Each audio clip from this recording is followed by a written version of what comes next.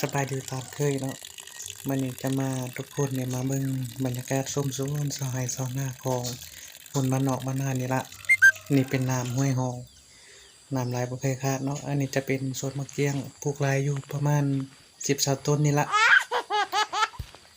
วันนี้จะพาไปเบิ่งบรรยากาศห้องน้ำเนาะตัวนี้จะเป็นธรรมชาติไหลจากน้ำห้วยน้ำหองบ่มีอันขาด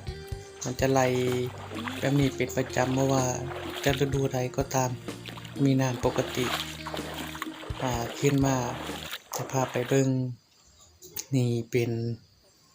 ไหเนาะเป็นไห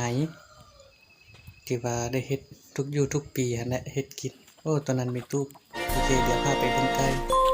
ก่นี่ก็เลี้ยงหลายอยู่กุ๊กๆๆๆๆนี่มันไก่ใครอยากกินก็ถือเหล้าขาวมานำเด้อพอได้เมาได้ย้อนเอาเดี๋ยวจะพาไปเบิ่งข้างนอกเนาะบรรยากาศเกี่ยวกับเถียงไร่เถียงนาไก่อยู่นอกก็มีอยู่ในก็มีอันนี้บรรยากาศข้างนอกอันนี้เป็นข้าวไร่แต่ละปีงามอยู่โอ้จะได้กินอยู่ปีนี้นะอันนี้เป็นเถียงไร่เนาะอยู่ทางซ้ายเดี๋ยวให้เบิ่งนี่เด้อทางซ้ายงามธรรมชาติ